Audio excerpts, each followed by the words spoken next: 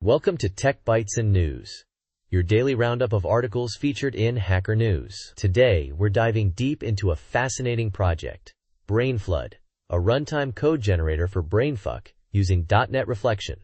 It's wild! Wild is right. Runtime code generation? That sounds incredibly complex. What's the core idea here? The author built a brainfuck interpreter, then a compiler that generates .NET code at runtime, all without using system.reflection.emit, which is usually the go-to for this kind of thing. The trick?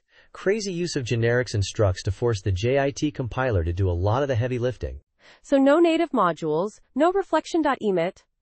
How does it even work? It leverages several compiler optimization techniques.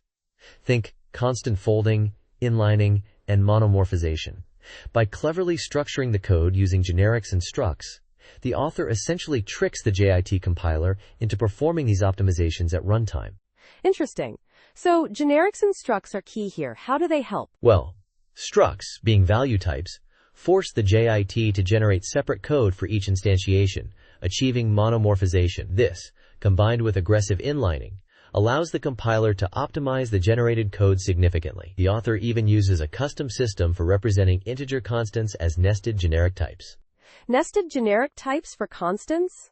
That's something. It sounds like a recipe for unmaintainable code, but somehow it works. Exactly. It's incredibly unconventional. The author admits it's probably not the most practical approach, especially outside a sandboxed environment, where system.reflection.emit would be a much simpler solution. But the performance benchmarks are surprisingly good, especially considering the constraints.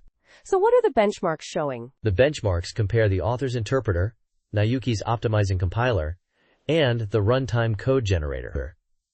The runtime generator isn't as fast as Nayuki's, but it's significantly faster than the basic interpreter, and it's all happening at runtime. It's a testament to the power of the JIT compiler, even when pushed to its limits.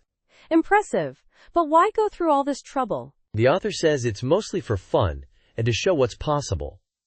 It's a clever demonstration of how to manipulate the .NET runtime to achieve unexpected results. It's also inspired by another project called DEXTR, which compiles WebAssembly at runtime. So this is a proof of concept, a stepping stone towards something more ambitious. What's next on the agenda? The author wants to tackle WebAssembly compilation next, which is a much more complex undertaking. It'll require more sophisticated control flow and data flow analysis. It's a daunting challenge, but if successful, it could be a really interesting comparison to DEXTR.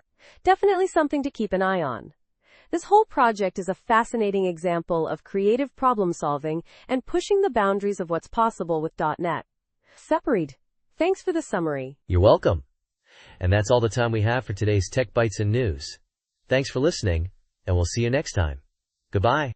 Bye-bye.